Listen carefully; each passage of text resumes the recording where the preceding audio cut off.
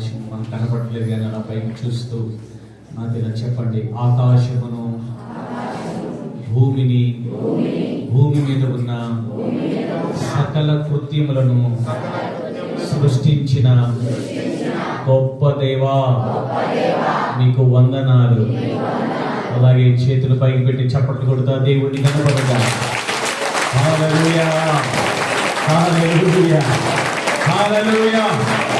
దేవునికి మాత్రమే మహిమ, ఘనత, ప్రభావములు కలుగును గాక. ఆమేన్, ఆమేన్. ఈ శ్రేష్ఠ సమయంలో సంఘ క్షేమాభివృద్ధి కూడికల్లో 3వ రోజు మీతో పాటు కలిసి దేవుని వాక్యాన్ని ధ్యానం చేయడానికి దేవుడు నాకు ఇచ్చిన సమయాన్ని బట్టి నేను దేవుణ్ణి స్తుతిస్తూ నన్ను ప్రేమతో ఆహ్వానించిన అభిషిక్త దైవ సేవకులకు ప్రత్యేకమైన వందనాలు, దైవ సేవకులకు ప్రత్యేకమైన వందనాలు. చేరువచ్చి మీ అందరికీ ప్రభునామలో ప్రత్యేకమైన వందనాలు తెలియజేస్తున్నాను. ప్రభు మనలను, మన కుటుంబాలను, మన సంఘమును, మన ప్రాంతమును ఆయన దీవించును గాక. గడిచిన 2 రోజులుగా దేవుడు మీతో స్పష్టంగా మాట్లాడుతూనే ఉన్నారు. అవునంటారా లేదంటారా? ఓకే, ఈ రోజు కూడా దేవుడు మనతో మాట్లాడబోతున్నాడు. ఎవరు మాట్లాడబోతున్నారు? దేవుడు మనతో మాట్లాడబోతున్నాడు. కనుక ఆయన మాట్లాడుతూ ఉండగా మనము జాగ్రత్తగా, శ్రద్ధగా, భక్తి శ్రద్ధలతో, భయభక్తులతో మనము ఆయన మాటలు వినాలి. కనుక ఇంకెవ్వరూ మీరు మాట్లాడుకోవద్దు. పక్కనలో చెప్పండి, వాక్యం వరకు నేను మీతో మాట్లాడను అని చెప్పండి. నేను దేవుని మాటే వింటానని చెప్పండి. ఓకే, ఇంకెవ్వరితో మీరు మాట్లాడద్దు. Okay, good. మీరు ఎలా ఉన్నారో నేను కూడా అలాగే ఉన్నాను కదా. అయితే నేను చెప్పడానికి సిద్ధంగా ఉన్నాను. మీరు కూడా జాగ్రత్తగా వాక్యాన్ని వినడానికి సిద్ధపడండి. మిమ్మల్ని ఒక ప్రశ్న అడుగుతా, చాలా జాగ్రత్తగా మీరు వినండి. విని ఆ ప్రశ్నకు మీరే జవాబు చెప్పాలి. ఓకే, మందిరానికి, సంఘానికి ఈరోజు ఈ 3 రోజులు సంఘ క్షేమాభివృద్ధి కూడికలని ఏర్పాటు చేసుకున్నాం కదా. మందిరానికి, సంఘానికి తేడా ఏంటి? మందిరం ఏంటి? సంఘం ఏంటి? ఓకే, అమ్మగారు చెప్పారు. అమ్మగారు ఇప్పుడు చెప్పరు, మీరు చెప్పారు. విశ్వాసాలు కూడుకొని ఉంటే సంఘం ఎక్కడైనా. ఓకే, మందిరం దేవుని. Okay, good. మీరు చెప్పింది కరెక్టే. అయితే ఇంకా మీకు అర్థం అవడం కోసం, మందిరం అనేది మానవుని చేత కట్టబడిన ఒక కట్టడం. ఓకే, ఇది ఒక కట్టడం. సంఘం అంటే ఏంటో తెలుసా? క్రీస్తు రక్తమందు కడగబడిన గుంపు. చెప్పండి, క్రీస్తు రక్తమందు కడగబడిన సమూహం అనుకుందా, ప్రజలు అనుకుందా, సమాజం అని అనుకుందా. ఓకే, ఇప్పుడు 2వ ప్రశ్న అడిగినా, మీలో ఎంతమంది మందిరంలో ఉన్నారు? మీలో ఎంతమంది సంఘంలో ఉన్నారు? నేను క్రీస్తు రక్తంలో కడగబడి క్రీస్తు సంఘములో నేను ఉన్నానండి అన్నవారు ఎంతమంది?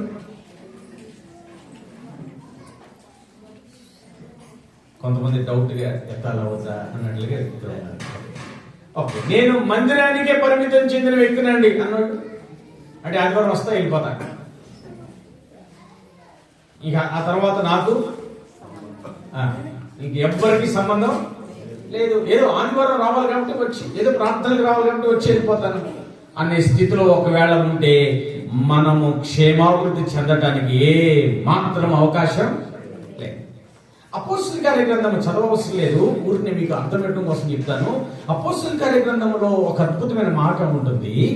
క్రీస్తు తన స్వరక్తమిచ్చి సంపాదించిన సంఘం. క్రీస్తు ప్రభువారు ఏం చేశారంటే తన స్వరక్తమిచ్చి సంఘమును ఏం చేశారంట? సంపాదించుకున్నారు. అంటే ఇప్పుడు సంఘం ఎవరు? ఆయన స్వరక్తములో కడగబడిన వారు సంఘం. ఈ సంఘం ఇప్పుడు ఏమవ్వాలంట చెప్పాలి? క్షేమాభివృద్ధి చెందాలి. సంఘ క్షేమాభివృద్ధి అంటే అర్థం ఏంటి? సంఘ క్షేమాభివృద్ధి అంటే అర్థం ఏంటి అయ్యా? మన అభివృద్ధి. ఎవరు చెప్తున్నారు? విశ్వాసుల అభివృద్ధి. విశ్వాసుల అభివృద్ధి. ఎందులో అభివృద్ధి? Okay, good. ఆత్మీయంగా అభివృద్ధి. వండర్ఫుల్. ఆర్థికంగా. ఇప్పుడు ఆర్థికానికి ఆత్మీయతకి సంబంధం ఏమైనా ఉందా? No. ఆర్థికత్వం వేరు, ఆత్మీయత వేరు. కానీ ఆర్థికంగా అభివృద్ధి చెందాలా? ఆరోగ్యం ఉండాలా? ఎస్, డెఫినెట్ గా ఈ వనరులు మనకు ఉండాలి. ఇవి వనరులు. అయితే ఈ రోజు మన సంఘ క్షేమాభివృద్ధి కొరకు దేవుడు మనతో మాట్లాడాలని ఆశపడుతున్న కొన్ని ప్రాముఖ్యమైన విషయాలు మీతో నేను చెప్తాను.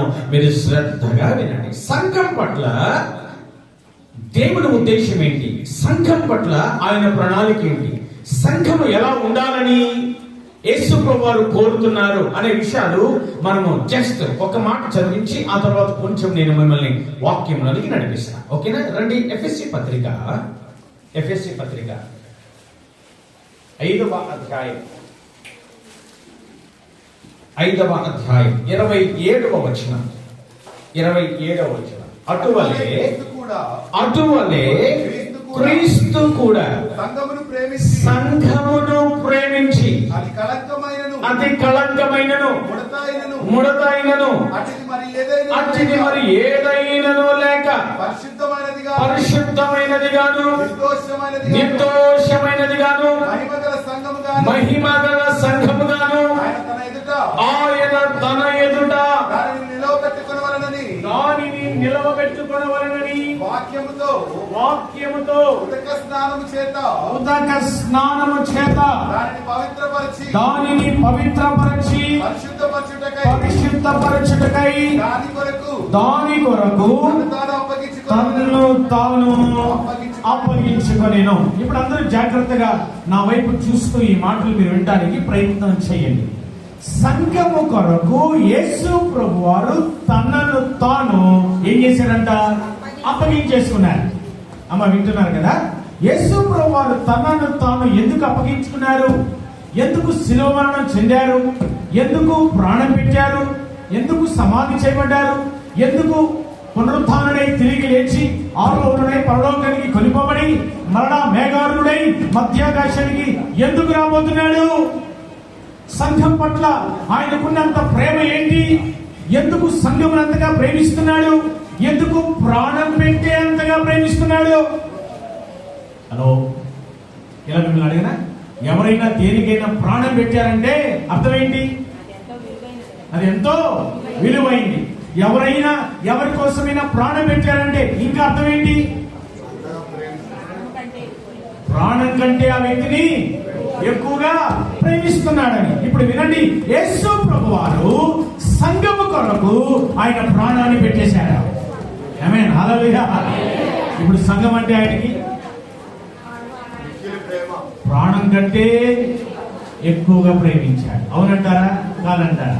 ఇప్పుడు చెప్పండి, మనల్ని ప్రాణం కంటే ఎక్కువగా ప్రేమించి మన కొరకు తన ప్రాణాన్ని పెట్టడానికి ఏ ఉద్దేశం కలిగి ఉన్నాడు? ఉద్దేశం ఏంటి? ప్రతి దానికి ఒక ఉద్దేశం ఉంటుంది. అవునంటారా? కాదంటారా? ఎస్ ఆర్ నో చెప్పాలి. Yes or no? ప్రతి దానికి ఒక ఉద్దేశం ఉంటుంది. ఏడవడానికి ఒక ఉద్దేశం ఉంటుంది, నవ్వడానికి ఒక ఉద్దేశం ఉంటుంది. అవునంటారా? కాదంటారా? పందిరేయడానికి ఒక ఉద్దేశం ఉంటుంది. అవునా కదా? అయితే శుభకార్యం, లేకపోతే అయితే ఎవరికైనా శుభకార్యం జరగాలి, లేకపోతే టెంట్ వేసారంటే సడన్ గా మన రోడ్లో టెంట్ వేసారు అనుకోండి, అరే ఏంటో టెంట్ వేసారు, ఎవరైనా వెళ్ళిపోయారా, లేకపోతే ఏదైనా శుభకార్యమా కదా? ప్రతి దానికి ఒక ఉద్దేశం ఉన్నట్లుగా యేసు ప్రభువారు సంఘమును ప్రేమించడం పట్ల ఒక ఉద్దేశం కలిగి ఉన్నాడు. సంఘమా, సంఘ క్షేమాభివృద్ధి గుడిలో పాలు పంపులు పంచుకున్న ప్రియ దేవుని సంఘమా, ఈ రోజు ప్రభు మనతో మాట్లాడుతున్నాడు. కారణం ఏంటో తెలుసా? ఉద్దేశం ఏంటో తెలుసా? ఆయన క్రీస్తు కూడా సంఘమును ప్రేమించి, పర్పస్ ఏంటి? ఉద్దేశం ఏంటి?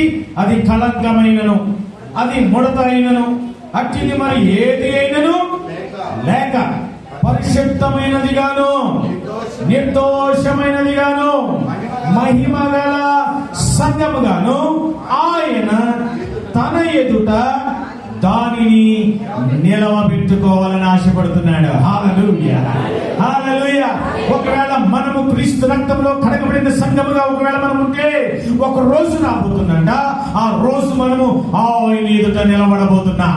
ఆయన ఎదుట నిలబడినప్పుడంట మనం ఎలా ఉండాలి? కళంకమైనను ముడతైనను అట్టిది ఏదైనను లేక మరి ఎలా ఉండాలంట? పరిశుద్ధమైనది గాను నిర్దోషమైనది గాను మహిమగల సంఘంగా ఉండాలంట. హల్లెలూయా. అలా చెప్పనా? ఎలా ఉండాలంట? పరిశుద్ధంగా. ఎలా ఉండాలి? పరిశుద్ధంగా. ఎలా ఉండాలి? నిర్దోషంగా. ఎలా ఉండాలి? మహిమ కలిగిన సంఘంగా. ఇలా మిమ్మల్ని అడిగిన మనలో ఆయన కోరుకునే పరిశుద్ధత ఉందా?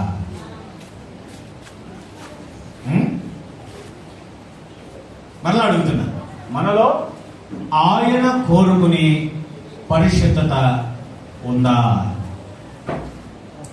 ఆయన కోరినట్లుగా పరిశుద్ధ జీవితం మనం జీవిస్తున్నామా? ఒకసారి ఆలోచన చేయండి.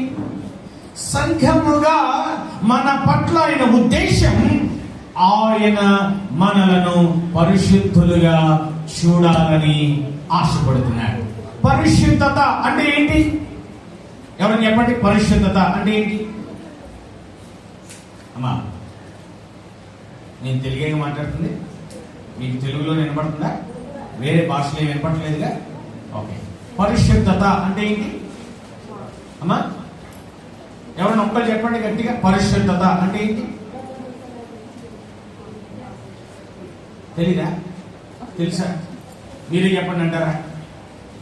ఎవరు ఒక్కరు చెప్పండి. పరిశుద్ధత అంటే అమ్మా అది పర్యాపదం.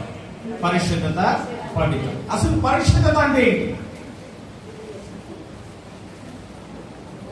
అమ్మా? హృదయ శుద్ధిగా. ఇంకా పరిశుద్ధత అంటే ఓకే, ఇంగ్లీష్ లో దీన్ని హోలీ అని అంటారు. ఇంగ్లీష్ లో దీన్ని హోలీ అంటారు. హోలీ అన్న పదానికి exact meaning to set apart. To set apart అంటే ప్రత్యేకింపబడుట. చెప్పండి. పరిశుద్ధత అంటే ఏం చెప్పండి ఇప్పుడు? ప్రత్యేకింపబడుట. ఎందులో నుండి? పాపములో నుండి ప్రత్యేకింపబడుట. ఎందులో నుండి? లోకములో నుండి ప్రత్యేకింపబడుట. ఎందులో నుండి? లోక ఆశ నుండి ప్రత్యేకింపబడుట. ఎందులో నుండి? లోక కోరికల నుండి ప్రత్యేకింపబడుట. ఎందులో నుండి? శరీర కోరికల నుండి ప్రత్యేకింపబడి ప్రత్యేకంగా జీవించడం. హల్లెలూయా, హల్లెలూయా. ఇప్పుడు సంఘముగా మన పట్ల యేసయ్య ఉద్దేశం ఏంటంటే మనము ఇప్పుడు పాపము నుండి ప్రత్యేకంగా బ్రతకాలి, లోకము నుండి ప్రత్యేకంగా బ్రతకాలి, శరీర కోరికల నుండి ప్రత్యేకంగా బ్రతకాలి.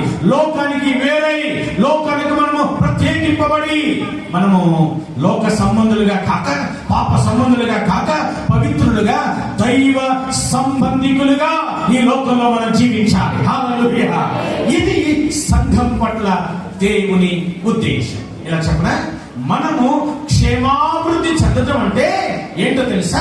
మనము పవిత్రతలో ఎదగటం, ప్రత్యేకంగా జీవించటంలో ఎదగటం, ఆయన కొరకు సమర్పణ కలిగి జీవించటంలో ఎదగటం, ఆయన కొరకు ప్రతిష్టత కలిగి జీవించటంలో ఎదగటం, లోకం అంటకుండా మనల్ని మనం కాపాడుకున్నట్లో ఎదగటం, పాపం అంటకుండా మనల్ని మనం కాపాడుకున్నట్లో ఎదగటం. హల్లెలూయా. ఇది క్షేమాభివృద్ధి. క్షేమముగా సంఘం అభివృద్ధి చెందటం అంటే ఇది. ఓకే, మీరందరూ వింటున్నారని నేను భావిస్తున్నాను. నా మాటలు మీకు అర్థమవుతున్నాయని నేను భావిస్తున్నాను. ఒకవేళ మీరు వినకపోతే అయ్యగారు పడుతున్న ప్రయాస, అమ్మగారు పడుతున్న ప్రయాస లేకపోతే అవునంటారు కదంటారా? మన క్షేమాభివృద్ధి ఆయన కొరకు ప్రత్యేకంగా జీవించడంలోనే ఉంది. కానీ మన ఇష్టానుసారంగా మనం జీవిస్తే సంఘముగా మనం క్షేమాభివృద్ధి చెందటం ఎట్టి పరిస్థితిలో సాధ్యం కాదు. ఓకే, ఇది జస్ట్ మీకు ఇంట్రడక్షనరీ పార్ట్ లాగానే చూపిస్తా ఉన్నాను. ఒక ఉపోద్ఘాతంగానే చెప్తున్నాను. సంఘం పట్ల ఆయన ఉద్దేశం మనం గుర్తెరిగితే మన జీవితాన్ని మనము ఆయన కొరకు ప్రత్యేకపరచుకొని మనం జీవిస్తాం. లేని ఎడల మనము జీవిస్తున్న జీవితమే మంచిది అనుకొని తుదకు చివరకు మోసపోయే ప్రమాదం, నష్టపోయే ప్రమాదం ఉందంటారా లేదంటారా? ఉందంటారా లేదంటారా? మీరు నష్టపోకూడదని ఈ కూడికలను దేవుని సేవకులు మీ కొరకు ఏర్పాటు చేశారు. ఆమేన్, హల్లెలూయా. సంఘముగా మన పట్ల దేవుని ఉద్దేశం ఏంటో మనకు తెలిస్తే, ఆ ఉద్దేశానుసారంగా మనం జీవిస్తే మనము ధన్యులం. మనం ఎవరమంటే చెప్పండి, ధన్యులం. ఓకే, ఇప్పుడు జాగ్రత్తగా మీరు వింటారు కదా. ఇప్పుడు ఆయన ఉద్దేశం ఏంటి? ఆయన ఎదుట మనము పరిశుద్ధులుగా, నిర్దోషులుగా, మహిమ కలిగిన సంఘముగా ఆయన ఎదుట మనము నిలబడాలి. అపోస్తలుడైన పౌలు గారు కొరింథీ సంఘమునకు లేఖ రాస్తూ సంఘాన్ని గురించి కొన్ని విషయాలు తెలియజేస్తా ఉన్నారు. చూడండి, కొరింథీయులకు రాసిన మొదటి పత్రిక, కొరింథీయులకు రాసిన మొదటి పత్రిక 3వ అధ్యాయం 9వ వచనాన్ని మీ కొరకు చదువుతున్నా. 9వ వచనం, మేము దేవుని జత పని వారమై ఉన్నాము, మీరు దేవుని వ్యవసాయమును, దేవుని గృహమునై ఉన్నారు. అందరూ ఇలా చెప్పండి, మేము అంటే ఎవరు? కాదు, మీరు కాదు. మేము అంటే దేవుని సేవకుడైన పౌలు గారు వారి గురించి, సేవకుల గురించి మాట్లాడుతున్నారు. పౌలు శీల గురించి మాట్లాడుతున్నారు. మేము దేవుని సేవకులముగా, మేము దేవుని జత పనివారం, దేవుని ఉద్దేశంతో, దేవుని సంకల్పంతో, దేవుని ఆలోచనతో, దేవుని ప్రణాళికతో, సంఘం పట్ల దేవుని ఉద్దేశం ఏంటో ఆ ఉద్దేశాన్ని కలిగి మేము ఏం చేస్తున్నామంట? దేవుని జత పని వారిగా మేము కలిసి దేవుని పని చేస్తున్నాం అని పౌలు భక్తుడు సేవకుల గురించి మాట్లాడుతూ మీరు అని అంటున్నాడు. ఉందా అక్కడ? ఉందా? మీరు అని ఉందా? ఉందా? ఉందా? మీరు అంటే ఎవరు? ఇప్పుడు సంఘం. మీరు అంటే ఎవరు చెప్పండి? సంఘం. అందరూ చెప్పండి, మీరు అంటే సంఘం అని చెప్పండి. మీ సంఘం ఎంతమంది ఉన్నారు? మళ్ళీ చెప్పండి. సంఘం అన్నవాళ్ళు ఎంతమంది? మందిరం అన్నవాళ్ళు ఎంతమంది? రెండింటికి చేతులు ఎత్తున్నారేంటి? అంటే రెండింటిలో ఉన్నామనే. క్రీస్తు రక్తంలో కడగబడకుండా, మారు మనసు పొంది పాపక్షమాపణ నిమిత్తం యేసుక్రీస్తు నామమున బాప్తిస్మం తీసుకోకుండా ఇంకా మందిరానికి వచ్చినా వారు సంఘ సభ్యులు కారు. ఇది క్లారిటీ ఉందా? అందుకే ఒకవేళ మందిరానికి వస్తూ ఇంకా బాప్తిస్మలోనికి, రక్షణలోనికి, క్రీస్తు రక్తంలో కడగబడినలోనికి రాకపోతే ఈ సమయాన్ని నేను సద్వినియోగం చేసుకుంటూ మీ అందరికి మరొక మారు ఈ యొక్క సువార్తను ప్రకటిస్తున్నాను. నమ్మి బాప్తిసం పొందువారు ఏమవుతారంట? రక్షింపబడతారు. నమ్మని వారికి మీ అందరికి తెలుసుగా, చెప్పగలరా? ఓకే, ఇప్పుడు నమ్మి బాప్తిసం పొందిన వారు క్రీస్తు సంఘంలో, క్రీస్తు శరీరంలో వారు ఏమైపోయారంట? చెప్పాలి, సంఘ సభ్యులుగా వారు మారిపోయారు.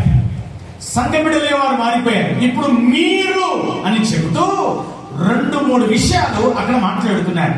మీరు దేవుని వ్యవసాయము, మీరు దేవుని గృహమును.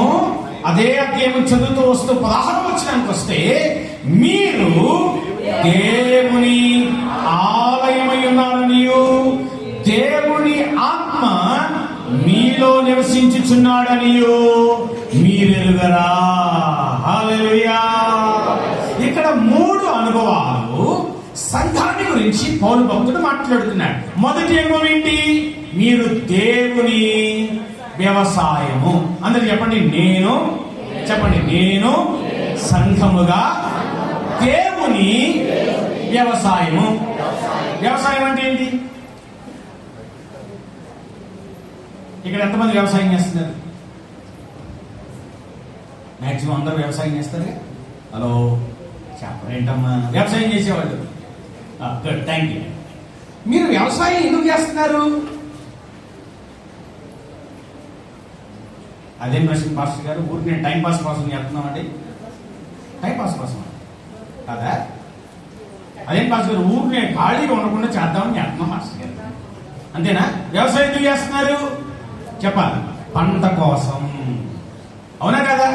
పంట రాకుండా వ్యవసాయం చేయటం వల్ల ఉపయోగం ఏమైనా ఉందా? లేదుగా. మీరు దున్నినా, మీరు నాటినా, నీరు పోసినా, అవునా, చీడంతా తీసేసినా, ఎరువులేసినా, దేనికోసం? మళ్ళీ తలగెరుగుతున్నారు. చెప్పండి, దేనికోసం? దేనికోసం? పంట కోసం అని చెప్పండి. పంట కోసం, అవునా కదా? అరే 40 బస్తాలు వస్తుంది అనుకున్నామండి, 25 బస్తాలు వచ్చినాయండి అంటారా? సంతోషంగా ఉంటారా? 40 బస్తాలు వస్తాయి అనుకున్నామండి, 45 బస్తాలు వచ్చినాయండి, దేవుడికి స్తోత్రం అండి, 2 బస్తాలు అయ్యారండి అంటారు. ఎప్పుడు? పంట అనుకున్న దానికంటే బాగా వస్తాయి, అవునంటారు కదా? లేదు మాస్టర్ గారు, ఈ సంవత్సరం నేను పంట వేద్దాం అనుకోవట్లా, కౌలుకు తీసుకోకూడదు అనుకుంటున్నా. ఎందుకని? ఎంత కష్టపడుతున్నా చేతికి పంట రావట్లేదు మాస్టర్ గారు అని ఏం చేస్తాం? ఆ వ్యవసాయాన్ని ఆపేస్తామా లేదా? ఆపేస్తాం. వినండి, మనము సంఘముగా ఎవరినో తెలుసా? దేవుని వ్యవసాయము. పొలం ఎవరిది? దేవుడి. ఇప్పుడు పంట ఎవరికి రావాలి? చెప్పండి. దేవునికి పంట రావాలి. మరి పండించేది ఎవరు? అయ్యగారు. మీరంతా ఇప్పుడు ఏం చేయాలి? మీరంతా అయ్యగారు ప్రయాసపడతా ఉంటే, విత్తుతా ఉంటే, నాటుతా ఉంటే, నీరు పోస్తా ఉంటే, వాక్యం విత్తుతా ఉంటే, మీరు ఆ వాక్యాన్ని చుడుకొని, ఆ నీటిని చుడుకొని, మీరు దేవునికి అనుకూలమైన పైరులను మీరు ఫలించాలి. ఆమేన్. హల్లెలూయా. గట్టిగా చప్పట్లు కొడుతూ ప్రభువుని స్తుతిద్దాం. హల్లెలూయా, హల్లెలూయా. వినండి జాగ్రత్తగా. కానీ ఏం జరుగుతుందో తెలుసా? మనము దేవుని వ్యవసాయం అన్న సంగతి మనం మర్చిపోయి మనం మందిరానికి వస్తూ ఉన్నా, సంఘములో సంఘ బిడ్డలుగా చేర్చబడిన స్థితిలోనే ఉన్నాం. కానీ మనము దేవునికి అనుకూలమైన పైరులు పండునట్లుగా వాక్యాన్ని మనం ఏం చేయట్లేదంట? చెప్పండి. అంగీకరించట్లేదు. నీతిని మనము త్రాగవలసిన రీతిలో త్రాగట్లేదు. అందుకునే ఎంత దున్ని, ఎంత ప్రయాసపడినా ఆయనకు అనుకూలమైన పైరులు మనము ఫలించలేకపోతున్నాం. ఈ సంఘ క్షేమాభివృద్ధి కుడికల్లో దేవుని వాక్యం వింటున్న మనలో నుండి ఆయన మంచి పంటను చూడాలని ఆశపడుతున్నాడు. ఆమేన్. హల్లెలూయా. ఇప్పటి వరకు ఒకవేళ ఆయనకు అనుకూలంగా మనము పండే పైరులుగా లేకపోతే, ఈ సభల ద్వారా, ఈ కుడికల ద్వారా మనము దేవునికి అనుకూలమైన వారిగా పండుదుము గాక. ఒకవేళ మనము పండితే మనము ధన్యులం, పండకపోతే మనము చాలా ప్రమాదములో ఉన్నట్లు. ఎలా చెప్తావయ్యా? అంత ఖండితంగా ఎలా చెప్తున్నావు అని మీరు నన్ను అడిగితే, నేను ఇలా చెప్పడానికి కారణం వాక్యమే. మరి వాక్యం ఏం చెప్తుంది? హెబ్రీ పత్రిక 6వ అధ్యాయం చూడండి. హెబ్రీ పత్రిక 6వ అధ్యాయం. హెబ్రీ గ్రంథకర్త ఇలా రాస్తూ ఉన్నాడు, చాలా స్పష్టంగా రాస్తూ ఉన్నాడు. సంఘమా, ఈ సంఘ క్షేమాభివృద్ధి కుడికలలో పాలు పంపులు పంచుకున్న ప్రియ దేవుని బిడ్డలారా, మనము దేవుని వ్యవసాయముగా మనము ఏం చేయాలంట? 6వ అధ్యాయం 7వ వచనం. ఎట్లనగా భూమి తన మీద తరచుగా కురియు వర్షమును త్రాగి ఎవరి కొరకు వ్యవసాయము చేయబడునో వారికి అనుకూలమైన పైరులను ఫలించుచు దేవుని ఆశీర్వచనము పొందును. హల్లెలూయా. ఒకసారి ప్రభుని స్తుతిద్దాం. హల్లెలూయా. ఇక్కడ కూర్చున్న మనం అందరము దేవుని నుండి ఆశీర్వాదాలు పొందాలంటే మనం ఏం చేయాలి? ఎవరు ఆశీర్వాదం వద్దంటారు? ఎవరు వద్దంటారు ఆశీర్వాదం? మళ్ళీ ఎవరైనా ఆశీర్వాదం వద్దని ఉన్నారా? మీలో కొంతమంది భలే నిద్రపోతున్నారు. అమ్మ, ఈ ఊరు ఎంత తెలివి ఉంది నాకు అర్థం కావట్లేదు, ఎంత టాలెంట్ ఉందని నాకు అర్థం కావట్లేదు. ఇట్లా తలకెక్కుతున్నారు, నిద్రపోతున్నారు.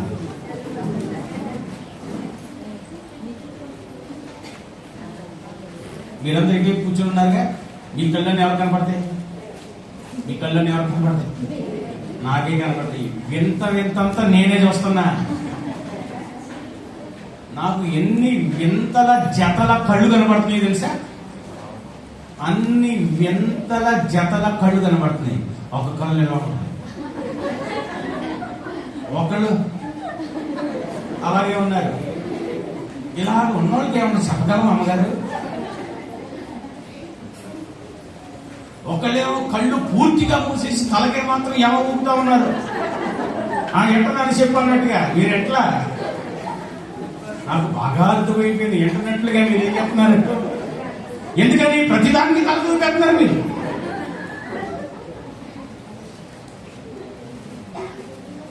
మరి మన సంఘంలో పెద్ద ఉన్నారో లేదో నాకు తెలియదు, కానీ కొన్ని సంఘాల్లో, పట్టణాల్లో సంఘాలకి పెద్దలు ఉంటారు. ఆ పెద్దలదే పెత్తనం ఉంటారు. పాపం అయ్యగారు ఏమి చేయలేరు.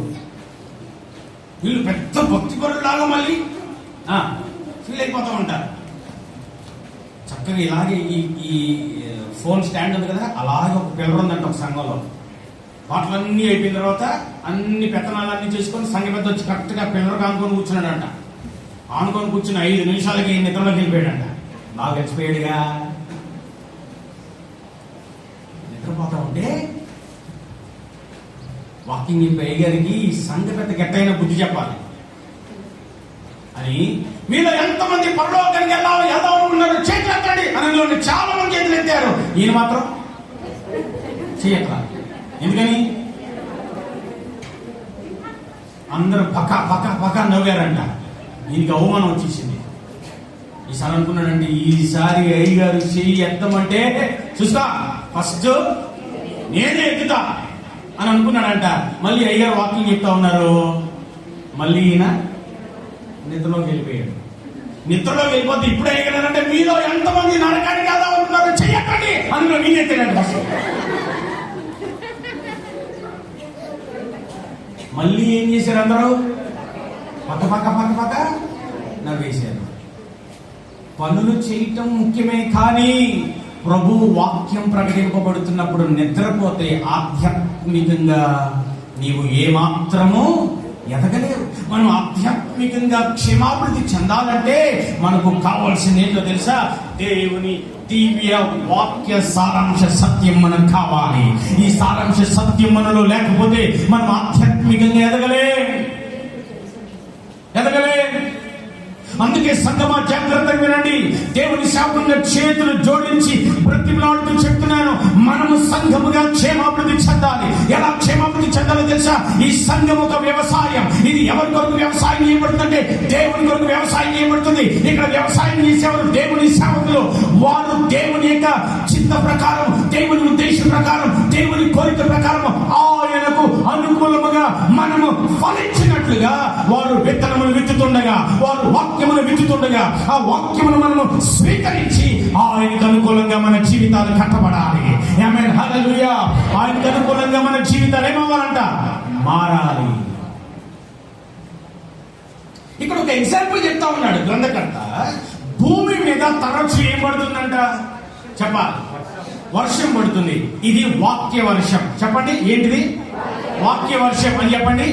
వాక్య వర్షం పడుతూ ఉండగా భూమి దేనికి సాదృశ్యం అంటే హృదయానికి సాదృశ్యం. లేక రెండవదిగా భూమి సంఘమునకు సాదృశ్యం. చెప్పండి, దేనికి? సంఘమునకు సాదృశ్యం. ఈ సంఘములో, ఈ హృదయములో వాక్యము విత్తబడుతూ ఉండగా ఆ వాక్యమును సంఘముగా మనం ఏం చేయాలంట? చెప్పాలి, జుర్రుకోవాలి. జుర్రుకోవడం అంటే మీకు తెలుసా? జుర్రుకోవడం అంటే ఏంటి? జుర్రుకోవటం అంటే ఏంటి? మీరు మటన్ తిన్నారా? మటన్ బోన్ తెలుసా మీకు? బోన్ ఏం చేస్తారు? లాగుతారు కదా, దాన్ని జుర్రుకోవటం అంటారు. వాక్యానంట మనం ఏం చేయాలంట? జుర్రుకోవాలి. వాక్యాన్ని మనం ఏం చేయాలని చెప్పండి? చెప్పాలి. మనం జుర్రుకోవాలి. వాక్యాన్ని మనం స్వీకరించాలి. వాక్యాన్ని మన హృదయంలోనికి మనం తీసుకోవాలి. ఆ హృదయంలో వాక్యము విత్తబడాలి. ఆ హృదయంలో వాక్యము నాటబడాలి. ఆ హృదయంలోనే వాక్యము ఏమవ్వాలంట? చెప్పాలి, ఫలించాలి. ఆ హృదయంలో దేవుని వాక్యము ఫలిస్తూ ఉండగా దేవునికి అనుకూలంగా మన జీవితాలు మారతాయి. ఆమేన్, హల్లెలూయా. ఇలా అడగనా? మన జీవితం దేవుడికి అనుకూలంగా ఉందా, మనకు అనుకూలంగా ఉందా? నా జీవితం దేవుడికి అనుకూలంగా ఉందండి అన్నది చూపించండి.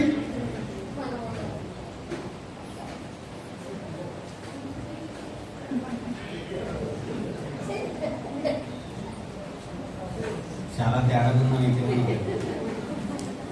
ఈరోజు ప్రభు మనతో మాట్లాడాలని మాట్లాడుతున్నారు. ఒకవేళ మన జీవితం దేవునికి అనుకూలంగా లేకపోతే, అనుకూలమైన పైరులు మనము ఫలించే స్థితిలో లేకపోతే, మనము చాలా ప్రమాదములో ఉన్నట్లు. ఎంతమందికి అర్థమవుతుంది నేను చెప్పేది? అర్థమవుతుంది అన్నవాడు విషయం చూపించండి. అమ్మా ఇలా అంటున్నాను, ఏమనుకోదు కదా. సంఘం మంది కాదు. సంఘం ఎవరిది చెప్పండి? ఆయనది. ఇప్పుడు ఆయన సంఘంగా ఆయనకు అనుకూలంగానే మన జీవితాలు ఉండాలి, కానీ మన ఇష్టానుసారంగా ఉండకూడదు. అందుకనే అక్కడ చూస్తే ఎట్లనగా, భూమి తన మీద తరచుగా కురియు వర్షమును త్రాగి ఎవరి కోసం వ్యవసాయం చేయబడునో వారికి అనుకూలమైన పైరులు. ఇలా చెప్పండి, అనుకూలమైన పైరులు అని చెప్పండి. మీ జీవిత కాలంలో ఎప్పుడైనా మామిడి చెట్టుకి కొబ్బరికాయ కాయటం చూసారా? లేదా కొబ్బరి చెట్టుకి మామిడికాయ కాయటం చూసారా? ఇప్పుడు అనుకూలమైన పైరు అంటే ఏంటి? కొబ్బరి చెట్టుకి కొబ్బరికాయే, మామిడి చెట్టుకి మామిడికాయే, సీతాఫలం చెట్టుకి సీతాఫలకాయే, సపోటా చెట్టుకి సపోటా కాయే. ఒక చెట్టుకి ఇంకొక కాయ కాయటం ఇంతవరకు సృష్టిలో జరగలేదు కదా. సంఘ సృష్టికర్త నజరేయుడైన యేసు ఇప్పుడు సంఘముగా ఆయన సంఘం ఎలా ఫలించాలో అని ఆయన కోరుతున్నాడో, అలాగే ఫలించవలసిన సంఘం మాత్రం సృష్టికి భిన్నంగా, అనుకూలముగా కాకుండా ప్రతికూలంగా ఫలిస్తుంది. ఇది సంతోషించే విషయమా, బాధపడే విషయమా? ఎవరేంటి మరి? ఆ బాధ మనకి ఏమైనా ఉందా? తొందరగా వదిలిపెడితే తినేసి వెళ్ళిపోతాం, మళ్ళీ వస్తాంలే అయ్యా అన్నట్టు చూస్తున్నాం. ఆ బాధ ఏమైనా ఉందా మనలో? మరి అనుకూలంగా ఫలించకపోతే క్షేమాభివృద్ధి ఏంటి? ఇంకా మన ఇష్టానుసారంగా మనం బ్రతికితే క్షేమాభివృద్ధి ఏంటి? మన కోరిక చెప్పిన జీవితం జీవిస్తూ ఉంటే క్షేమాభివృద్ధి ఏంటి? తన యవ్వన జీవితాన్ని, తన యవ్వన రక్తాన్ని యేసు ప్రభువు మన కొరకు సిలువలో కార్చటం పట్ల ఉద్దేశం ఏంటి తెలుసా? మన యవ్వన కోరికలు చచ్చిపోవాలని. మన యవ్వన కోరికలు చచ్చిపోవాలి, మన శరీర కోరికలు చచ్చిపోవాలి, మన లోకాశలు చచ్చిపోవాలి.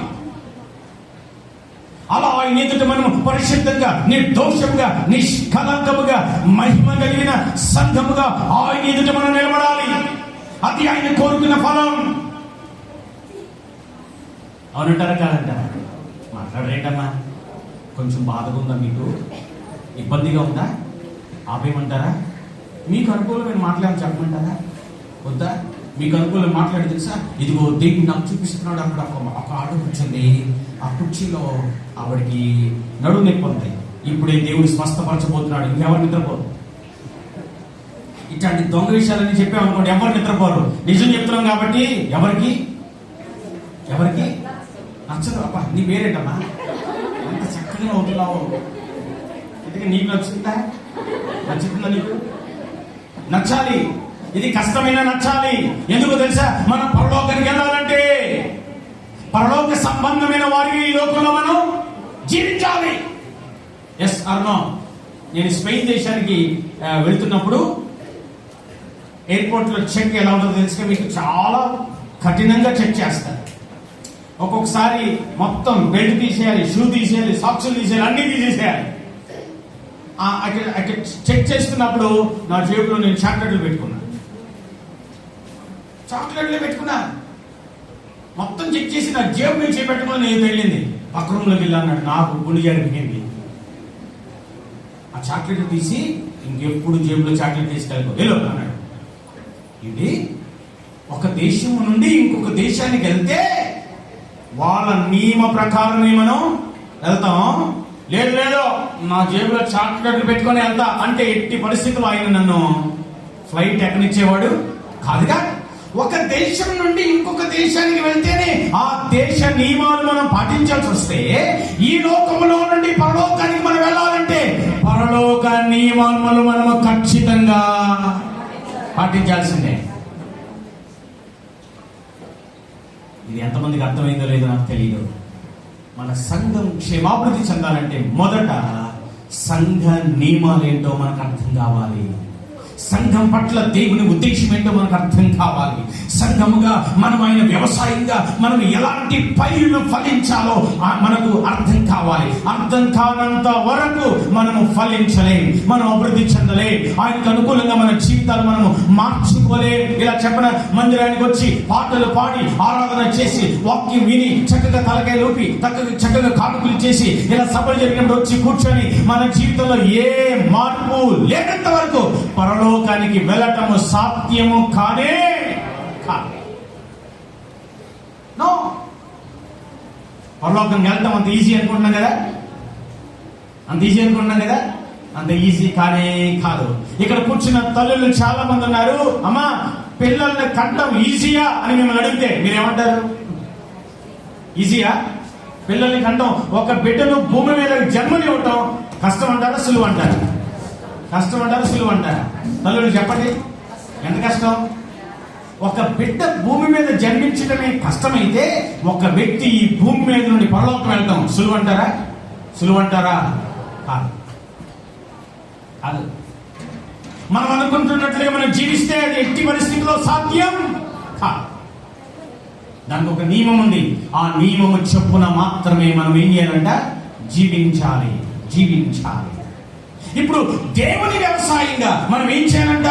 దేవునికి అనుకూలమైన పైరులను మనం ఏం చేయాలంట? ఫలించాలి. ఫలిస్తేనంట వాక్యం అంటుంది, ఎప్పుడైతే దేవునికి అనుకూలంగా మన జీవితాన్ని మార్చుకొని, మన అలవాట్లు మార్చుకొని, మన ప్రవర్తన మార్చుకొని, మన నడవడిక మార్చుకొని, మన ఆలోచనలు మార్చుకొని, మన దృష్టి మార్చుకొని, మన వినికిడి మార్చుకొని, మన జీవన విధానాన్ని దేవునికి అనుకూలంగా ఎప్పుడైతే మనం మార్చుకుంటామో వాక్యం అంటుంది దేవుని యొద్ద నుండి ఆశీర్వచనాన్ని మనం పొందుకుంటాం. హల్లెలూయా. దేవుని యొద్ద నుండి దీవెనలు మనం పొందుకుంటాం. హల్లెలూయా. ఒకవేళ పాస్టర్ గారు మీరు చెప్తున్నారు కానీ కష్టం అండి, ఆయనకు అనుకూలంగా పైరులు ఫలించడం అనేది అంత ఈజీ కాదండి, నా వల్ల కాదండి అని ఒకవేళ మీరంటే ఎంత ప్రమాదం ఉందో వాక్యములోనే నేను మీకు చూపిస్తా. ఆ తర్వాత వచ్చిన చదవండి. అయితే ముండ్ల తుప్పలను గచ్చ తీగలను దాని మీద పెరిగిన ఎడల అది పనికిరాదని విసర్జింపబడి శాపము పొంద తగినదగును, తుదకది కాల్చివేయబడును. బాబోయ్, చివరికి ఏమైపోతాయి? పంట సరిగా రాలా, అంత ఎండిపోయింది. ఏం చేస్తాం? పీకి పోగేసి కాల్ చేస్తాం. దేవుడు ఏమంటాడు తెలుసా? ఒకవేళ నా సంఘ బిడ్డలని చెప్పుకుంటూ, సంఘంలో ఉన్నవారు మనం చెప్పుకుంటూ ఆయనకు అనుకూలమైన పైరులు ఒకవేళ మనం ఫలించకపోతేనంట, దాని మీద ముండ్ల తుప్పలు గచ్చ తీగలు దాని మీద పెరిగిన ఎడల అదేమైపోతుందంట? పనికి రాందుగా ఉంటుంది. అదేమైపోద్ది? విసర్జింపబడుతుంది. అదేమవుతుందంట? శాపం పొందింది. అదేమవుతుందంట? తుదకు కాల్చివేయబడుతుంది. నాతో చెప్పండి. నెంబర్ వన్ నాతో చెప్పండి, పనికి రానిది. నెంబర్ 2 విసర్జింపబడుతుంది. నెంబర్ 3 శాపం పొందుకుంటుంది. నెంబర్ 4 కాల్చివేయ. అమ్మా, అందరూ వింటున్నారు కదా? మరి మన గమ్యం ఏంటి? దేవుని నుండి ఆశీర్వచనం పొందుకునే స్థితిలో మనం ఉండాలా? తుదకు కాల్చివేయబడే స్థితిలో మనం ఉండాలా?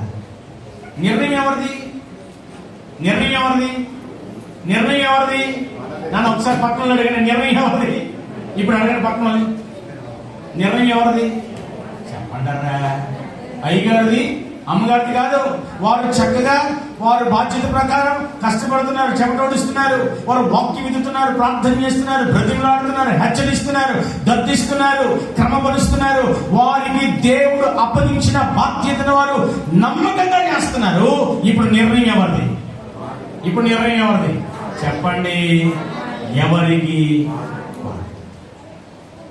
లేదండి, నాకు అనుకూలంగా కాదండి, దేవునికి అనుకూలంగా నా జీవితం ఉండాలి అని ఎవరైతే వారి జీవితంలో ఒక మంచి నిర్ణయానికి వస్తారో వారు దేవుని ఆశీర్వచనం పొందుకుంటారు.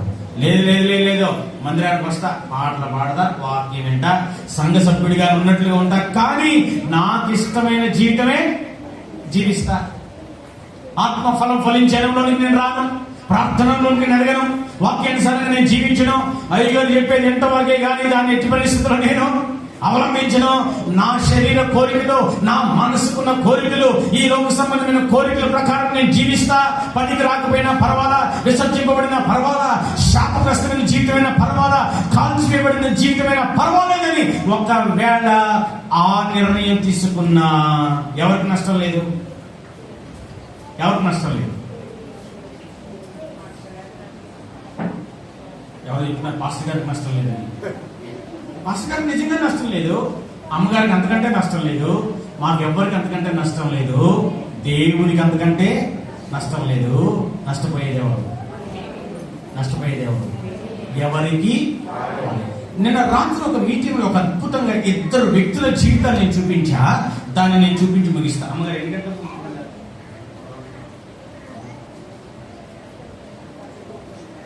ఇంకా టైం ఉంది, నాకు సమయం ఇచ్చారు, మీకు సమయం ఉందా లేదా? Okay, good. మీ అందరికీ వందనాలమ్మా. ఎవరి నిర్ణయం వారిదే. అందుకే చేతులు జోడించి బతిమలాడుతూ చెప్తున్నా, నిర్ణయం తీసుకునే విషయంలో నిర్లక్ష్యంగా ఉండద్దు. ఎందుకో తెలుసా? నిర్లక్ష్యానికి మూల్యము చెల్లించగా. అరే, నా జీవితంలో నేను చచ్చిపోయే పరిస్థితిలో దేవుడు నన్ను బ్రతికించాడంట. నాకు తెలియదు. నెమల ప్రాయంలో ఉన్నప్పుడు నేను పుట్టిన 3వ నెల నుండి నాకు 11వ నెల వచ్చే వరకు ఆగక 8 నెలలు భయంకరమైన విరోచనాలంట. ఎన్ని నెలలు? 8 నెలలు. నమ్ముతారు మీరు? నాకైతే నమ్మశక్యంగా లేదు. అది నా జీవితంలో జరిగిందంట. 8 విరోచనాలకి ఏమైపోతాం? అయ్యా డాక్టర్ వింటావా, నేను హాస్పిటల్ రాలేదయ్యా.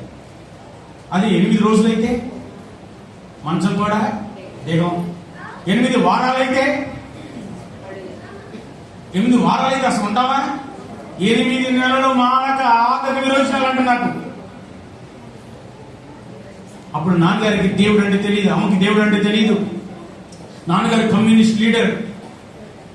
దేవుడు లేడు, దయ్యం లేదు, పరలోకం లేదు, నరకం లేదు, కష్టే బలి, మనం కష్టపడితే ఫలితం చూస్తాం అంతే అని బ్రతికేవారు. నాన్నగారు అప్పుడు మైలవరంలో ఎన్ఎస్పి కాలనీలో జాబ్ చేస్తా ఉన్నారు. భయంకరమైన యాతన పడతా ఉన్నారు. ఎంత యాతన అంటే నేను నిద్రపోయేవాడిని కాదు, ఏడు పాపేవాడిని కాదు, విరోచనాలు తగ్గే కాదు. అక్కడ పాడు చేస్తే నన్ను శుభ్రం చేసి ఇంకో చోట పడుకోబెడితే అక్కడ శుభ్రం చేసే లోపల ఇక్కడ పాడు చేసేవాడిని అంట. అంత భయంకరం. 8 నెలలు ఇల్లంతా వాసన. నా తల్లిదండ్రులకు నిద్ర లేదు, తినలేకపోతున్నారు వాసనకి. 8 నెలలు నరకయాతన పడ్డారు. తిరగని డాక్టర్ లేడు, వాడని వైద్యం లేదు, అయినా తగ్గట్లా. నాన్నగారితో పాటు జాబ్ చేస్తున్నాం గనుక శ్రీమన్నారాయణ గారిని, రాజుగారు యేసుప్రభు నమ్ముకోండి, మీ బాబుని యేసయ్య స్వస్థపరుస్తాడండి అంటే 8 నెలలు నెట్టుకొచ్చారే, దేవుడు లేడు అంటుంటే మా ఇంట్లో ప్రార్థన పెట్టుకోమంటానండి అని 8 నెలలు ఏం చేశారంట? మూర్ఖత్వంతో తృణీకరించుకుంటూ వచ్చారు. 8వ నెలలో విజయవాడలో అనాథలకు స్పెషలిస్ట్ డాక్టర్ వచ్చాడని విని ఆ డాక్టర్ దగ్గరికి వెళ్తే డాక్టర్ గారు ఏంటప్ప మీ సమస్య అంటే వారు ఏడుస్తా ఉన్నారంట. ఏడుస్తూ ఇలా అన్నారు, అయ్యా వీడు మమ్మల్ని ఏడిపిస్తున్నాడు, వాడు ఏడు మాపట్ల, వీడు నిద్రపోడు, మమ్మల్ని నిద్రపోనివాడు, విరోచనాలతో మమ్మల్ని ఇబ్బంది పెడుతున్నాడు.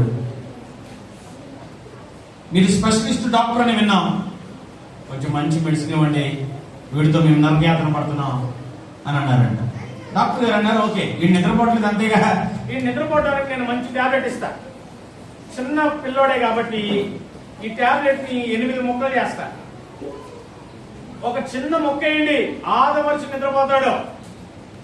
ఒకవేళ ఈ టాబ్లెట్ అంతా తమ్ముడు కూర్చున్నాడు చూసారా, బ్లాక్ షర్ట్ వేసుకుని చక్కగా పాటలు పాడాడు. ఆ తమ్ముడు లాంటి యవనస్తుడు, ఆరోగ్యవంతుడు, బలవంతుడు ఆ టాబ్లెట్ వేసుకుంటే 2-3 రోజులు ఆదమర్చి నిద్రపోతారు. ఈ టాబ్లెట్ ఒక్క ముక్క కంటే ఎక్కువ వేయద్దు, మీ పిల్లోడికి డోస్ ఎక్కువైపోతుంది. డోస్ ఎక్కువైపోతే ప్రాణం పోయే ప్రమాదం కూడా ఉంది అని అంటే ఆ 8 పలుకులు ఒక పలుకు హాస్పిటల్లోనే వేసేసారు. ఎందుకని తొందరగా నన్ను నిద్రపరచాలని ఆ పలుకు వేసేసి రిక్షా ఎక్కి బస్ స్టాండ్కి వస్తా ఉన్నారు. రిక్షాలో వస్తా ఉన్నారు కానీ నేను నిద్రపోట్లా. మమ్మీ డాడీ ఒకరు చూసుకుంటా బస్ ఎక్కిన తర్వాత సలగాలికి నిద్రపోతాడులే అనుకుంటున్నారంట. బస్ ఎక్కి మైలవరం వెళ్తా ఉన్నారు కానీ వీడికి నిద్ర మాత్రం రావట్లా, ఏడుపు ఆపట్ల. మమ్మీ దగ్గర ఉన్నారంట, నేను డాడీ మమ్మీ వెనకాల సీట్ లో కూర్చొని ఇలా ఆలోచన చేస్తా ఉన్నారు. నేను యవ్వనంలో ఉన్నా, నా భార్య యవ్వనంలో ఉంది, వీడు చచ్చిపోతే మాకు ఇంకో పిల్లోడు పుట్టడా, ఏంటి మాకు ఈ యాతన? అరే 8 నెలలుగా మాకు నెమ్మది లేకుండా చేసే వీడు అని డాడీ ఇలా అనుకున్నారు. ఈ 7 పలుకుల టాబ్లెట్ వీడికి వేసేస్తా, డోసు ఎక్కువైపోయి వీడు చచ్చిపోతాడు. కిటికీలో నుంచి కాలంలో విసిరేసి చేతులు దులుపుకొని వెళ్ళిపోదాం అని మమ్మీకి చెప్పకుండా నన్ను తీసుకొని బస్సు చివరి కిటికీలో కూర్చొని సీట్లో కూర్చొని కిటికీ తెరిచి ఈ 7 పలుకుల టాబ్లెట్ వేసేసాడు. వేసి ఇప్పుడు ఎదురు చూపుతున్నారు. దేనికోసం? నిద్రపోవడం కోసం ఎవరు అంటారు, చచ్చిపోవడం కోసం అంటారు. చంపేద్దాం.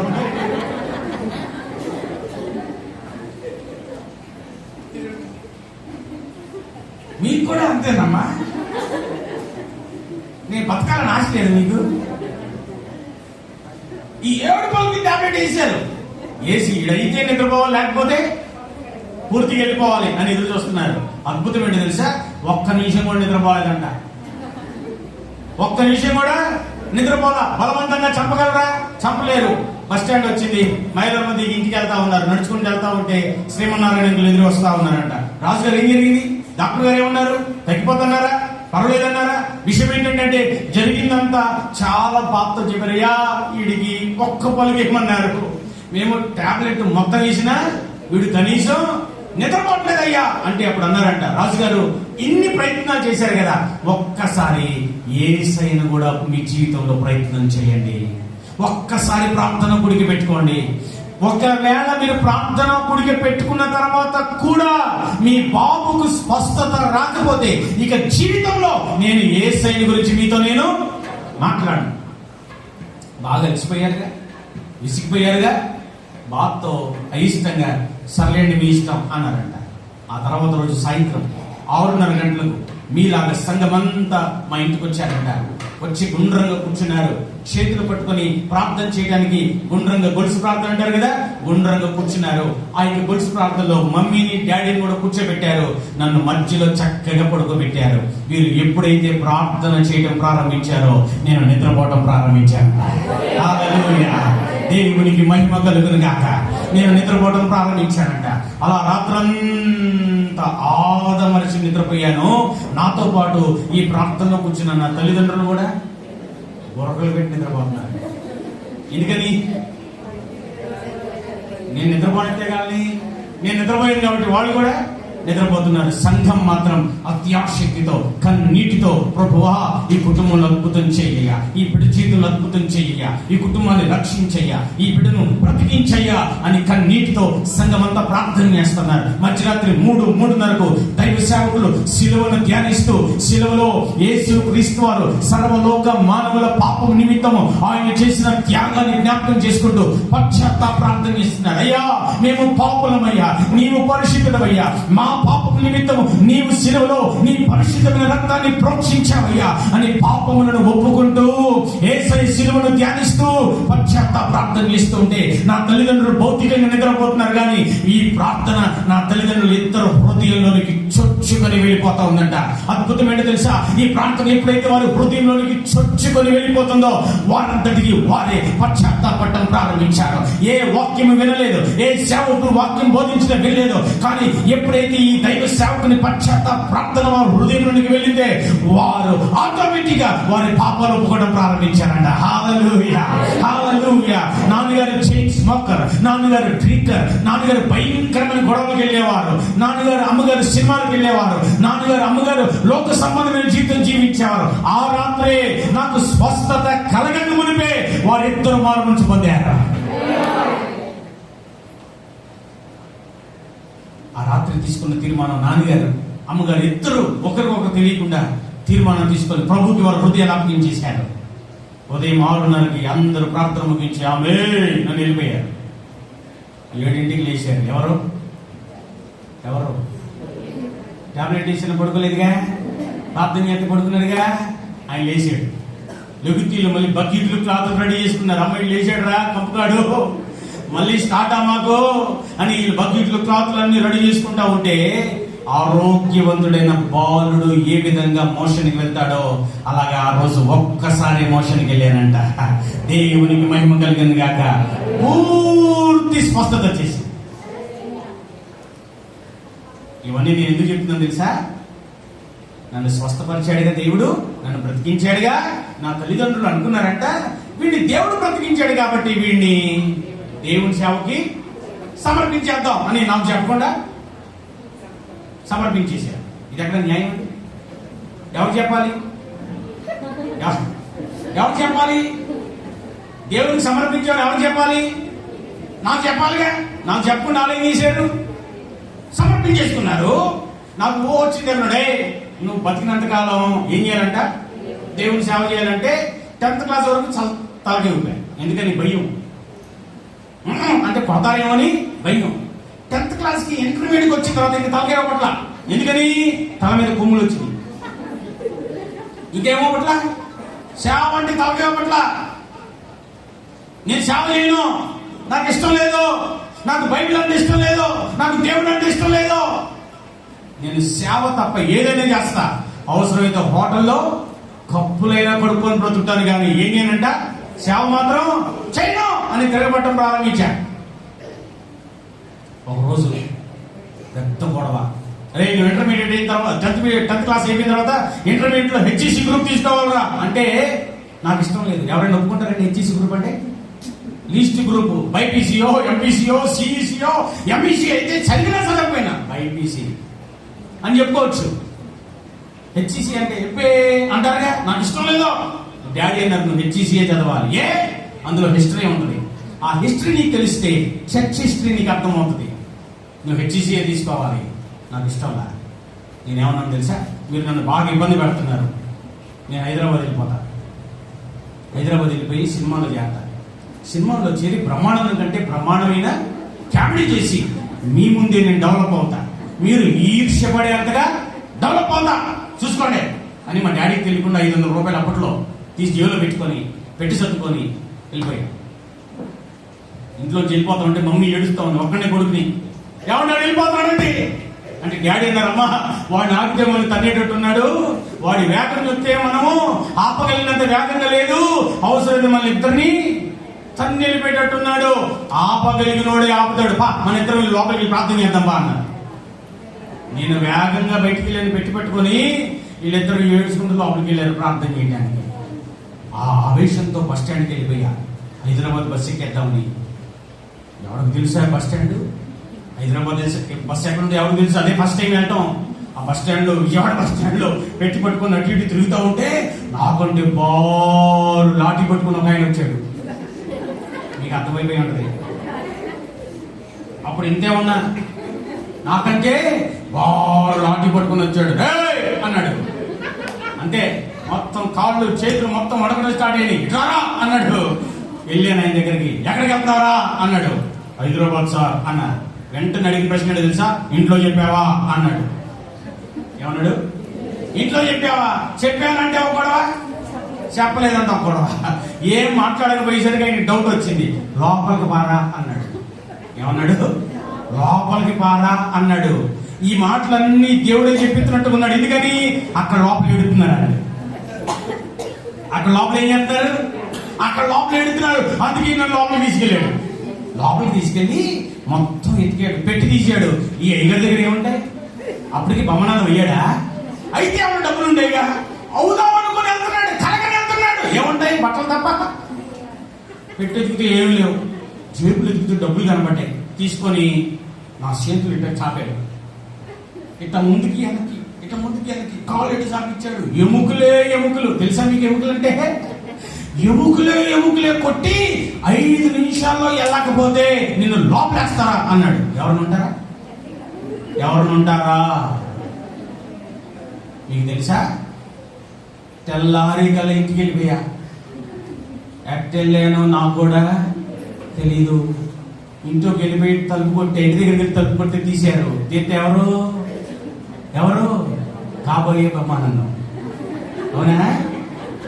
నేను లోపలికి మళ్ళీ అప్పుడు కూడా పౌరుషంగా లోపలికి వెళ్ళిపోయా. లోపలికి వెళ్తే ఒక శక్తి పడుతున్నాను. ఎరా హైదరాబాద్ అన్నావు, బ్రహ్మానందం కంటే బ్రహ్మాండమైన కామెడీ చేసి బాగా డెవలప్ అయిపోతున్నావు. తెల్లారికల్లా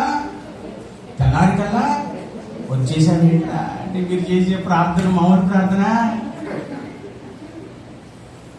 ఇలా చెప్పనా? ఇవన్నీ నేను ఎందుకు చెప్పాను తెలుసా? మనలో చాలా మంది ఎట్ట బతుకుతే ఏంటండి, నా ఎవరి చేతులు ఎంతకైనా బతుకుతా. నన్ను అడిగేవాళ్ళు ఎవరు? మా అమ్మ నాన్న. నేనంటే హడలాలకి. ఎందుకని? పెద్దవాళ్ళు అయిపోయారు. నా ప్రాణమా తిను, నా ప్రాణమా తాగు, నా ప్రాణమా సుఖపడు అని సుఖపడే వారితో ఈరోజు చెప్తున్న మాట, దేవుడు దెబ్బ కొడితే దాన్ని తప్పించుకోగలిగిన వారు ఎవ్వరూ లేదు. దానికి సాక్ష్యం నేనే. ఏ బైబిల్ అయితే నేను పట్టుకోనని శపథం చేశానో ఆ బైబిల్ రోజు పట్టుకోకుండా ఉండలేకపోతున్నాను. ఈ బైబిల్ పట్టుకోవడమే కాదు, ఈ బైబిల్ని ప్రతి రోజు ఏదో ప్రాంతంలో ఈ బైబిల్ దేవుడిని నేను ప్రకటిస్తూనే ఉన్నాను. హల్లెలూయా. ఒక రకంగా చెప్పాలంటే ఈ దేవుడే నన్ను బ్రతికించాడు, ఈ దేవుడే నన్ను నడిపిస్తున్నాడు. ఇలా చెప్పనా? సంఘముగా ఒకవేళ మనము తిరుగుబాటు చేసేవారిగా ఉంటే మనము నష్టపోతాము. అందుకే మనము ఆయన వ్యవసాయముగా ఏం చేయాలి చెప్పండి? ఆయనకు అనుకూలమైన పైరులను లేక పంటను మనము చెప్పాలి ఫలించేవారిగా ఉండాలి. లేకపోతే విసర్జింపబడతా, తృణీకరింపబడతా, శాపగ్రస్తులు అవుతా. తర్వాత ఏమైపోతాం? కాల్చివేయబడతా. చివరి స్థితి ఏంటంటే కాల్చివేయబడుట. అందుకని 2 మనుషులు మీ ముందుంచుతాను. త్వరగా మనం దేవుని వాక్యాన్ని ధ్యానిస్తూ ముందుకు వెళ్ళిపోతాం. లూకాసు వార్త 18వ అధ్యాయం 18వ వచనము నుండి. లూకాసు వార్త 18వ అధ్యాయం 18వ వచనం నుండి. ఒక అధికారి ఆయనను చూచి, సద్బోధకుడా, నిత్య జీవమునకు వారసుడగుటకు నేనేమి చేయవలనని. ఓకే నాన్న, తర్వాత మళ్ళీ మిగతా చదువుతాం. అందరూ చూడండి. ఒక అధికారి, ఒక ధనవంతుడు. చెప్పండి. ఒక ధనవంతుడైన అధికారి అని చెప్పండి. ఒక ధనవంతుడైన అధికారికి కోరిక ఉంది. అసలు కోరుకుంటే ఏముండాలి? కోరిక.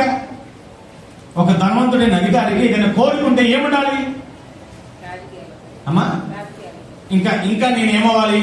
ఈ నాయకత్వం నుండి ఇంకా పైకి వెళ్ళాలి. ఒకవేళ ప్రెసిడెంట్ గారు అనుకోండి, ఏమవ్వాలని అమ్మా? ఎమ్మెల్యే గారు అవ్వాలి. ఎమ్మెల్యే గారు అయితే అమ్మా మినిస్టర్ అవ్వాలని. ఎస్ అన్నా. మినిస్టర్ అయితే ఆ మినిస్ట్రీలో ఇంకా ఏమవ్వాలి? మినిస్ట్రీలో కొనసాగాలి. ఆ నాయకత్వంలో ఏమవ్వాలి? చెప్పాలి, అభివృద్ధి చెందాలి. అవునా కాదా? కానీ ఈ అధికారికి ఒక కోరిక పుట్టిందంట. ఆ కోరిక ఏంటో తెలుసా? పరలోక రాజ్యంలో నేను వారసుడిగా ఉండాలంటే ఏం చేయాలి? అబ్బా, హలో, అందరు ఇక్కడే ఉన్నారా? మీ కోరిక ఏంటి? మీ కోరిక ఏంటి? ఒకసారి పక్కన వాళ్ళు తట్టి నీ కోరిక ఏంటి అని అడగండి.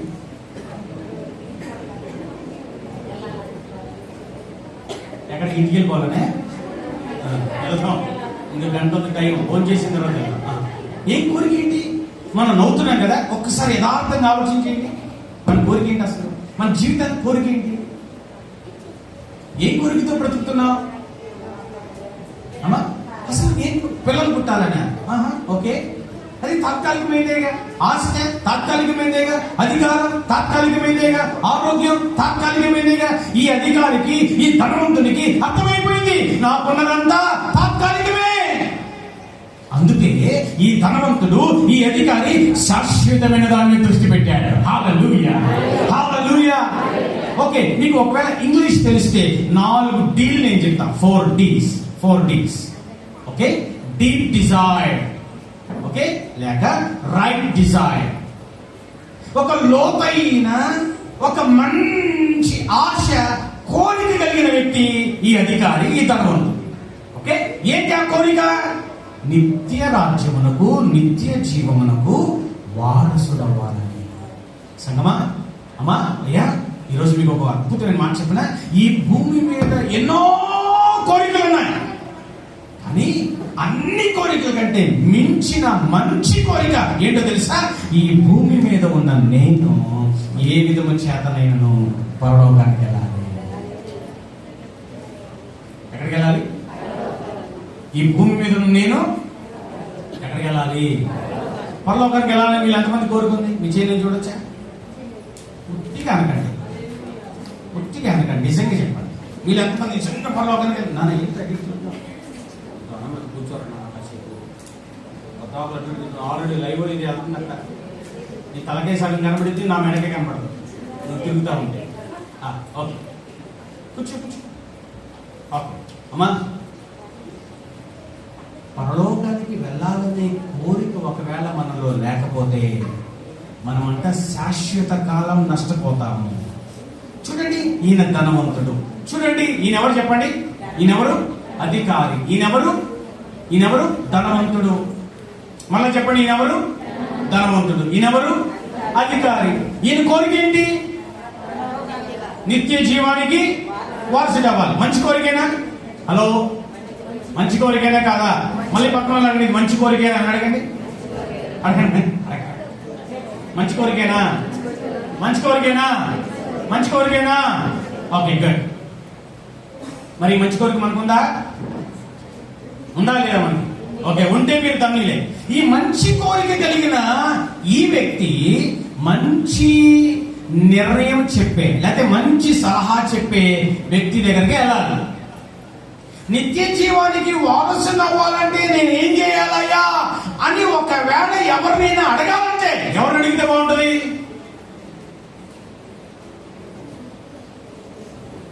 ఎవరు అడిగితే బాగుంటుంది?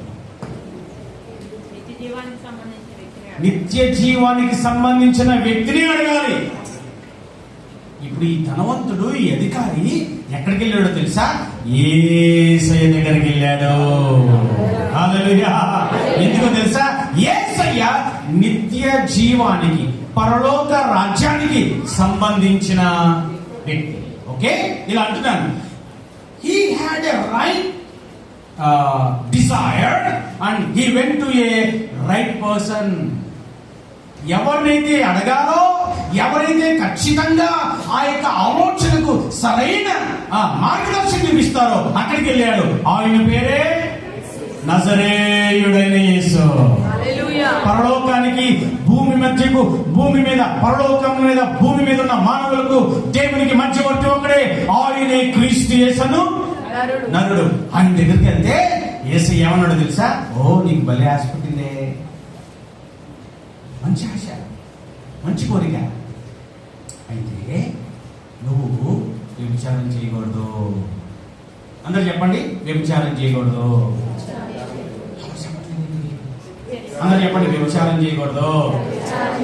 తర్వాత ఏమంటున్నాడు? నరహత్య చేయకూడదు, దొంగతనం చేయకూడదు, అబద్ధ సాక్ష్యం పలకూడదు, నీ తల్లిదండ్రులను సన్మానించాలి, ఇవన్నీ పాటించెళ్ళు అన్నాడంట. ఎవరు ఎవరు అందరు చెప్పండి, ఎవరు? యేసయ్య అని చెప్పండి. అదేంటి, పరలోకంకి వెళ్ళాలంటే ఏం చేయకూడదా? చెయ్యొచ్చా చేయకూడదా? మీ అందరికి తెలుసా? ఒకవేళ చేస్తున్నామా, తెలిసి చేస్తున్నామా? అది కరెంట్ రా, పట్టుకుంటే షాక్ కొట్టు. తెలుసులే, పైన పట్టుకొని చూస్తే ఏమైందో అన్నాడు. నీళ్ళు పెట్టాడు, కొట్టుకుంటున్నాడు. అమ్మా కాపాడు అంటున్నాడు. కర్ర పెట్టి లాగి పెట్టి కొట్టాడు. కొట్టడం కరెంట్ వదిలేసింది. మళ్ళీ పెడతాడు. మళ్ళీ చాలా మంది తెలిసి మళ్ళా ఏళ్ళు పెడతాం. పతాకులు ఎవరు కొడతారు కడతో? అయ్యగారు కర్ర పట్టుకుని ఎప్పుడు ఆ పతాకులు వెనకాల వస్తారు. ఏంది తెలిసి అబద్ధం ఆడకూడదు, దొంగతనం చేయకూడదు, వ్యభిచారం చేయకూడదు, అబద్ధ సాక్ష్యం పలకూడదు, తల్లిదండ్రులు సన్మానించాలి, నీతిగా బతకాలి, న్యాయంగా బతకాలి, యథార్థంగా బతకాలి, పవిత్రంగా బతకాలి. అన్నీ మనకు బాగా చెప్పరేంటి? తెలుసా తెలీదా?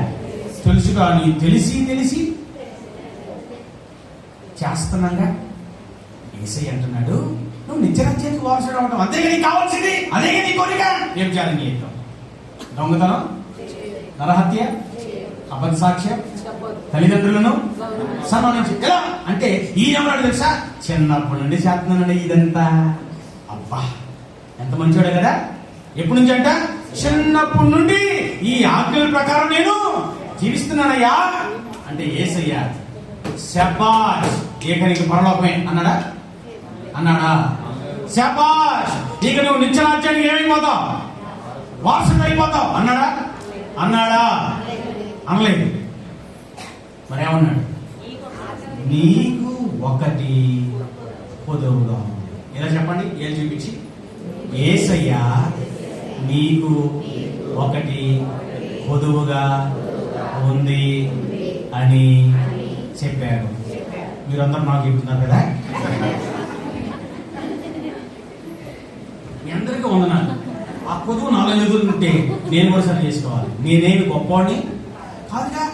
నాలో పొదువు ఉంటే నేను కూడా ఏం చేయాలి? సరి చేసుకోవాలి. ఇప్పుడు మిమ్మల్ని అడుగుతున్నా, మీలో ఆ పొదువు ఏంటి? ఉందా లేదా? మాట్లాడేంటి?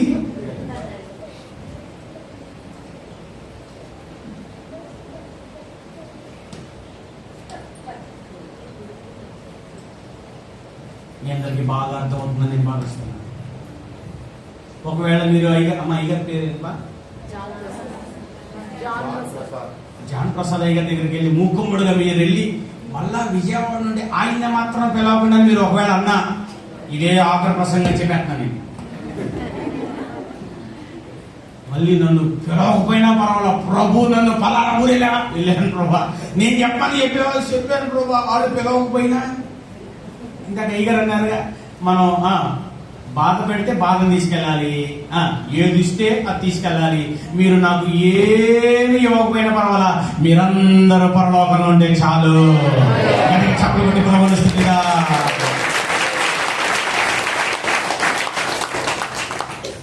ఏమన్నాడు ఆయన? నీకు ఒక్కటి. he had a right desire. He came to a right person called Jesus. And Jesus gave him a right direction. మంచి మార్గం చూపించాడు. He gave him a right direction. నువ్వు ఇలా ఉండు, ఇలా బ్రతుకో, అలా బ్రతకూడదు అని యేసయ్య మంచి మార్గాన్ని చూపించాడు. ఏంటి ఆ కొదువ అంటే? ధనమే కొదువ. నీ దగ్గర ధనం ఉందిగా, ఆ ధనాన్ని నువ్వు ఏం చేయాలంట? అమ్మేసి ఏం చేస్తావు? పేదవాళ్ళందరికీ పనిచేసే. నువ్వేం చేయాలి? నన్ను వెంబడించు. యేసయ్య చెప్పిన మాట ఇది. అందరూ చూడండి, ఈ వ్యక్తి బాగా ధనం ఉన్నాడు. యేసయ్య ఏం చెప్పాడు? ఇప్పుడు నీ ధనాన్ని అమ్మేసి ఏం చేయాలి? పేదవాళ్ళకి పనిచేయి. నువ్వు నన్ను వెంబడి. చాలా జాగ్రత్తగా మనసు పెట్టి ఆలోచన చేస్తే, ఈ ధనవంతుడికేమో ధనం కావాలి, యేసయ్యకేమో ఈ ధనవంతుడు కావాలి. నీకు అర్థమైందా? ఈ ధనవంతుడికి ఏం కావాలి? ధనం కావాలి. యేసయ్యకి ఏం కావాలి? ఈ ధనవంతుడు కావాలి. ఈ ధనవంతుడికి ఏం కావాలి? ధనము, పరలోకం రెండు కావాలి. యేసయ్య అంటున్నాడు, నీకు ఇది కావాలంటే ఇది వదిలిపెట్టుకో. మనం అంటున్నాం నాకు 2 కావాలి. అంటే యేసయ్య అంటాడు ఏంట కుదరదున్నానా, నువ్వు దాన్ని వదిలిపెట్టుకో, నీకు కలిగింది నువ్వు ఇచ్చే, నువ్వు నన్ను వెంబడించు.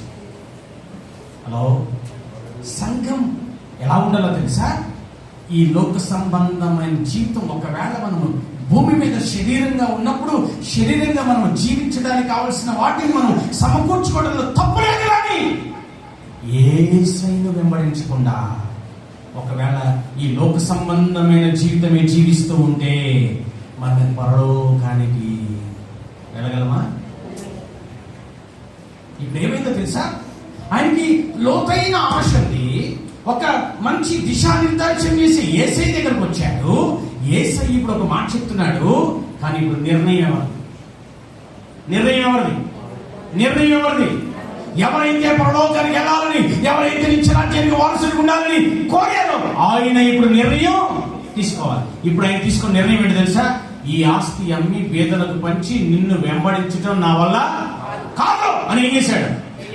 వెళ్ళిపోయాడు. ఏం పోగొట్టుకున్నాడు? నిత్య జీవానికి వారసత్వాన్ని. ఇలా చెప్పనా? ఆయనకి లోతైన ఆశ ఉంది కానీ లోపాన్ని సరి చేసుకోలేకపోయాడు. అందుకే పరలోకాన్ని పోగొట్టాడు. ఇలా చెప్పనా? పరలోకం చేరాలని ఆశ ఉంటే సరిపోదు, లోపాలు సరి చేసుకుంటే పరలోకానికి మనం చేరతాము. మళ్ళా చెప్పనా? ఇదే మాట మళ్ళీ రిపీట్ చేసి చెప్తా ఉన్నాను. మనకు లోతైన ఆశ, నేను పరలోకానికి చేరాలని లోతైన ఆశ అయితే ఉంది. కానీ మనలో ఉన్న లోపం సరి చేసుకోవాలా? అది సరి చేసుకోకపోతే మనం పరలోకానికి ఈ గుడికి ఎందుకో తెలుసా?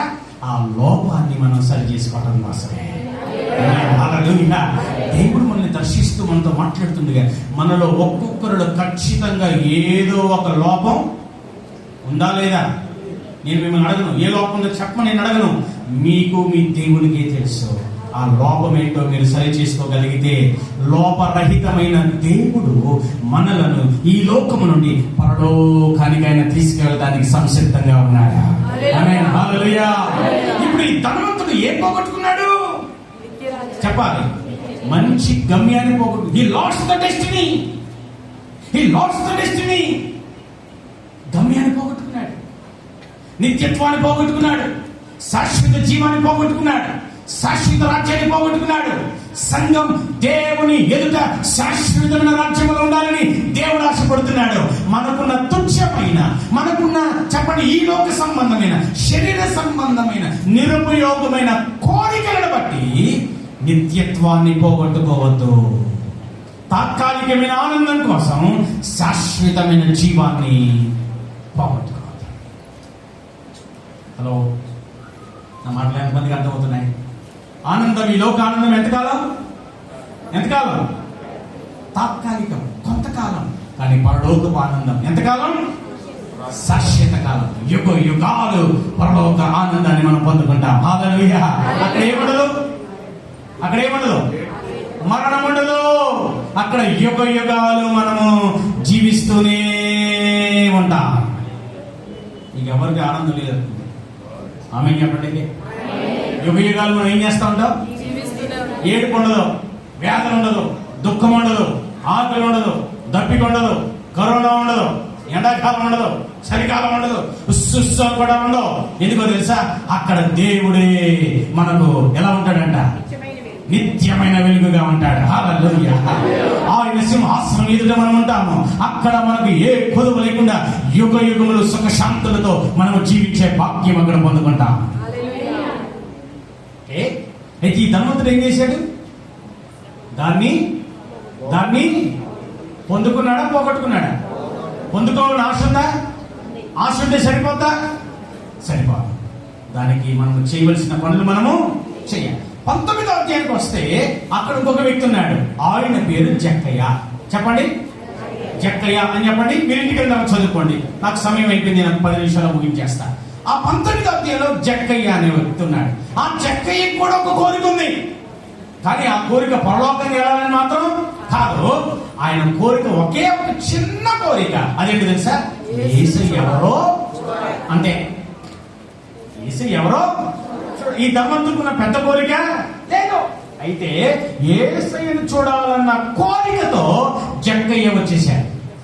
యేసయ్య వెళ్తున్న మార్గానికి వచ్చేసాడు. అక్కడ చాలా మంది జనసమూహం ఉన్నారు కాబట్టి, జక్కయ్య పుట్టివాడు కాబట్టి యేసయ్యను చూడాలన్న కోరికతో తపనతో చెట్టెక్కేశాడు.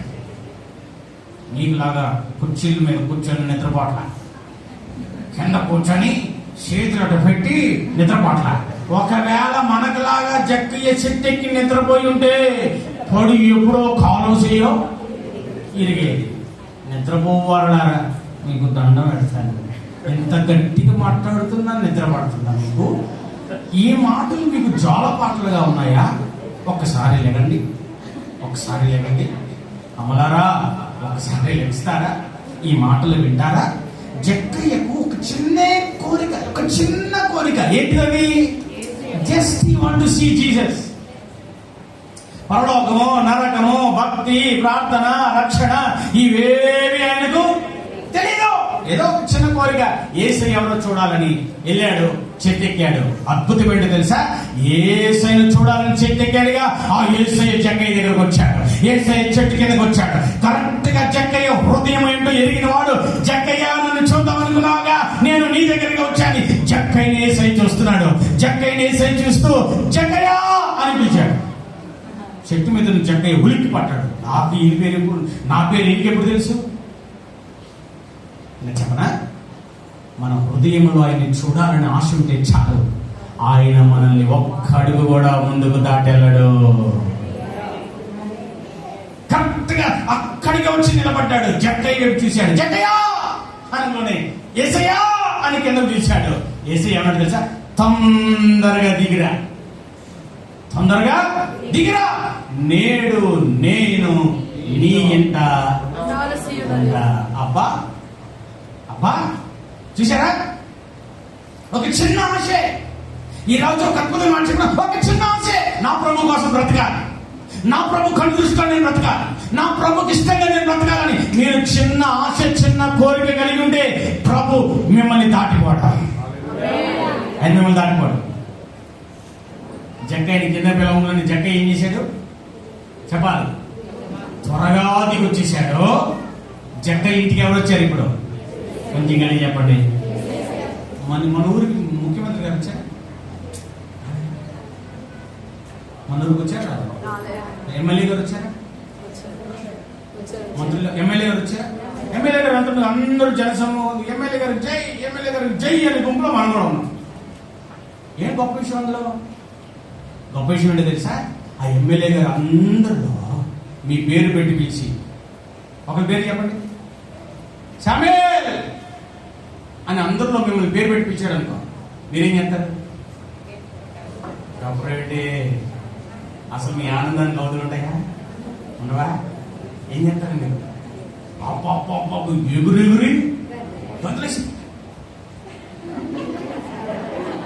నేనేమంటో తెలుసావిగా, ఎమ్మెల్యే గారే నన్ను పేరు పెట్టి పిలిచారు. మళ్ళీ పిలవటమే కాదు, సరే ఇంటికి బా, నీతో పాటు నేను నీ ఇంట్లోకి వస్తా. ఇంటికి బాబోయ్, ఆపగలమా? ఒక నాయకుడు, ఒక అధికారి, ఒక ధనవంతుడు, ఒక అధికారం కలిగిన వాడు ఒకవేళ మనల్ని పేరు పెట్టి పిలిస్తేనే మనము చాలా సంతోషిస్తామే. సృష్టిని సృష్టించిన సృష్టికర్త అయిన దేవుడు జక్కయ్యని పేరు పెట్టి పిలిచి, జక్కయ్య నీ హృదయంలో ఉన్న ఆశ, నీ హృదయంలో ఉన్న కోరిక నాకు అర్థమైంది, కమా నేడు నేను నీ ఇంటికి వచ్చేస్తానయ్యా. గట్టిగా చెప్పలు కొట్టి కూడా మనుస్తుంది.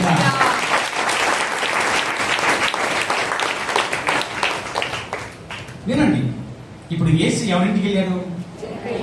జక్కయ్యకి ఎవరైనా వాకింగ్ చెప్పారంటారా? చెప్పలేదుగా. మీరు చక్క పొడి తొలగ లేదు బాబు, చెప్పలేదు బాబు. మరి మీకు చెప్తున్నారా? వాక్యం చెప్తున్నారా? మరి జక్కయ్యలో జరిగిన మార్పు మనలో జరగట.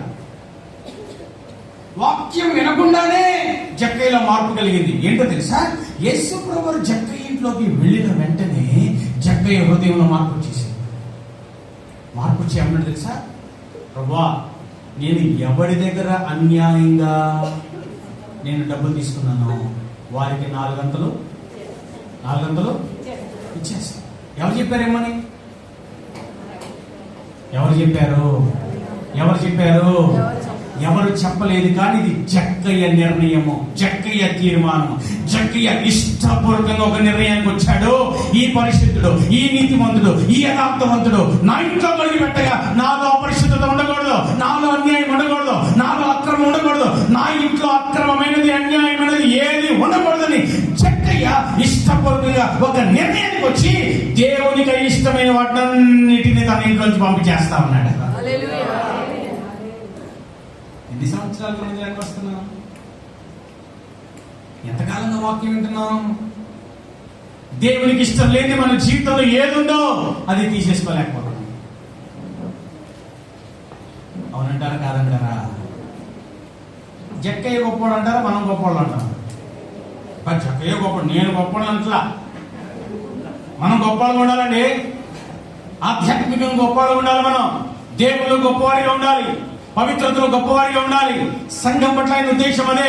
ఆయన ఎదుట పరిశుద్ధముగాను నిర్దోషమైనదిగాను మహిమ కలిగిన సంఘముగా మనలను ఆయన ఎదుట ఆయన నుంచోబెట్టాలని లేదా కూర్చొని పెట్టాలని ఆయన కోరుకుంటుంటే, అపవిత్రంగా మనము దోషముగా ఆయనకు అయిష్టంగా ఇంకా జీవిస్తూ మహిమ కలిగిన సంఘంగా ఎలా ఉండగలం? ఎంతమందికి అర్థమవుతుంది? నీకు అర్థమైపోతే చాలు. అసలు ఈ పూట ముగించి వెళ్ళిపోయినా చాలు. నేను నా ప్రయాస అర్థం కానట్లేదు. జక్కయ్య పోగొట్టుకున్నాడు కాబట్టి పొందుకున్నాడు. ఇలా చెప్పండి, జక్కయ్య పోగొట్టుకున్నాడు కాబట్టి పొందుకున్నాడు. ధనవంతుడు పోగొట్టుకోలేదు కాబట్టి పొందుకోలేదు. మనం ఏదైనా పొందుకోవాలంటే ఇష్టపూర్వకముగా పోగొట్టుకోవాలి. జక్కయ్య అన్యాయాన్ని అంతటినీ ఏం చేశాడు? పోగొట్టుకున్నాడు. ఏం పొందుకున్నాడు తెలుసా? ఇతడును అబ్రహాము కుమారుడే, నేడు ఈ ఇంటికి రక్షణ వచ్చింది. హల్లెలూయా, హల్లెలూయా. ఆ ఇంటికి ఏమొచ్చిందంట? ఈ రక్షకుడైన జక్కయ్య ఎక్కడుంటాడు? పరలోకములో ఉంటాడు, నిత్యత్వములో ఉంటాడు. నిత్యత్వం పొందుకోవాలని ఆశతో వచ్చాడా? కాదు. యేసయ్య ఎవరో చూడాలని ఆశతో వచ్చాడు. ఏం చేశాడు? యేసయ్యకు అనుకూలంగా ఒక మంచి నిర్ణయం తీసుకున్నాడు. అన్యాయమైనదంతా అక్రమమైనదంతా పోగొట్టుకున్నాడు. ఆయన నుండి రక్షణను పొందుకున్నాడు. ఈరోజు మీరు ఇలా అడగరా, ఏం పోగొట్టుకోవడానికి ఇష్టపడుతున్నారు మీరు? ఏదైనా దేవుని కోసం పోగొట్టుకోవడానికి ఇష్టపడుతున్నారా? వదిలిపెట్టడానికి ఇష్టపడుతున్నారా? మీ ఆలోచన, మీ తలంపులు, మీ దృష్టి, మీ వినికిడి, మీ మాట, మీ నడవడిక ఏదైనా ప్రభు కోసం పోగొట్టుకోవడానికి ఇష్టపడుతున్నారా? పోగొట్టుకోకపోతే మనం ఎట్టి పరిస్థితుల్లో చెప్పండి పొందుకోలేము. ఉదాహరణకు ఈ బాటిల్లో ఏమున్నాయి? వాటర్ ఉన్నాయి కదా. ఈ బాటిల్ నిండా చెరుకు రసం నాకు కావాలంటే ఏం చేయాలి?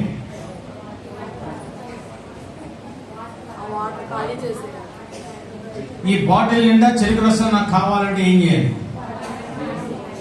నీళ్ళన్నీ వద్దొద్దు, నాకు ఇందులో చెరుకు రసం పోయింది అన్నాను అనుకోండి, ఏమైంది? రెండూ పోతాయి. అవునా కదా? ఇది ఖాళీ అయితేనే అది నింపగలం. ఇలా చెప్పనా? అన్యాయం వెళ్ళిపోతే న్యాయం మనలోకి వస్తుంది, అపవిత్రత వెళ్ళిపోతే పవిత్రత మనలోకి వస్తుంది, అవినీతి వెళ్ళిపోతే నీతి మనలోకి వస్తుంది. అప్పుడు నీతిమంతుడైన దేవుని స్థానంలో, దేవుని సన్నిధిలో, దేవుని మహిమ కలిగిన రాజ్యంలో మనం ఉండటానికి అవకాశం వస్తుంది. జక్కయ్య ఏం చేశాడు? పోగొట్టుకోవడానికి నిర్ణయం తీసుకున్నాడు. దేవుడు ఏం చేశాడు? రక్షించడానికి నిర్ణయం తీసుకున్నాడు. ఈ రోజు దేవుడు మన జీవితంలో ఏదైనా మేలు చేయడానికి, రక్షించడానికి, దీవించడానికి, స్వస్థపరచడానికి, ఆశీర్వదించడానికి, పరలోకానికి మనం చేర్చడానికి దేవుడు మన పక్షంగా ఏదైనా నిర్ణయము తీసుకోవాలంటే మనము కూడా వాక్యానుసారంగా ఒక మంచి నిర్ణయము తీసుకోవాలి. మనము నిర్ణయించుకోకపోతే దేవుడు బలవంతంగా మనలను దీవించడు. దేవుడు బలవంతంగా మనలను పరలోకానికి తీసుకొని వెళ్ళడు. ఒకవేళ దేవుడు బలవంతంగా జుట్టు పట్టుకొని పరలోకానికి తీసుకెళ్ళిపోతే మిమ్మల్ని కూడా తీసుకెళ్ళిపోవాలి. పరలోకం బలవంతం కాదు, పరలోకం ఇష్టపూర్వకంగా మార్పు చెందాలని ఇష్టపడిన వారికి మాత్రమే. అందుకే యేసయ్య మొదటి ప్రసంగంలో ఏం చేశాడు తెలుసా? పరలోక రాజ్యము సమీపించి ఉన్నది, మారు మనసు. సంగమా ఇలాగనా మనకి అనుభవాలు ఉన్నాయి? లేక ఏదో కాలం వెళ్ళిపోతుంది, మనం కూడా కాలంతో పాటు వెళ్ళిపోతున్నాం. కానీ ఏమి లేదు, ఏమి లేదు, ఏమి లేదు. ఎదుగుదల, అభివృద్ధి, ఆత్మీయ క్షేమాభివృద్ధి ఒకవేళ లేకపోతే ఆ ధనవంతుల్లాగా చిన్నప్పటి నుండి భక్తి చేస్తున్నానని అనుకున్నాడు, కానీ ఏదో కొదువుతో జీవించాడు. అవకాశం వచ్చినప్పటికీ ఆ కొదువను సరి చేసుకోలేకపోయాడు. ఆ ధనవంతుడు కోల్పోయాడు. ఈరోజు మనం ఎవ్వరము కోల్పోకుండా చెక్కయ్యవలే ఇష్టపూర్వకంగా నష్టపరుచుకోవటానికి, ఇష్టపూర్వకంగా పోగొట్టుకోవటానికి, ఇష్టపూర్వకంగా అప్పగించుకోవటానికి, ఇష్టపూర్వకంగా యేసయ్యకి ఇష్టంగా జీవించడానికి మనం నిర్ణయం తీసుకోగలిగితే ఆయన మనలను నిశ్చయముగా నిత్య జీవానికి నడిపించుటకు నమ్మదగిన వాడు. ఆమేన్, హల్లెలూయా. అలాంటి యేసయ్య ఈరోజు మనతో మాట్లాడుతుండగా, మీరు వాక్యాన్ని వింటుండగా మీ జీవితంలో కొదువేంటో తెలుసుకోండి, దానిని సరి చేసుకోండి. నిత్యత్వపు వాక్యం పొందటానికి ఒక మంచి నిర్ణయానికి రండి. అట్టి కృప ప్రభు మనకు దయచేయును గాక. తలవంచండి, ప్రార్థన చేసుకుందాం. తలవంచండి, ప్రార్థన చేసుకుందాం. ఈరోజు ఎందుకో దేవుడి విషయాలన్నీ మనతో మాట్లాడాడు కదా. అమ్మా, ఎవ్వరు అటు ఇటు చూడొద్దు, ఎవరితో మాట్లాడకుండా ఒక్కసారి మీ దేవుడితో మీరు మాట్లాడండి. మీ దేవుడితోనే మీరు చెప్పండి, ఈ వాక్యం దేవుని వాక్యం, ఏ మానవుని చేత కల్పింపబడింది కాదు, ఏ మానవుని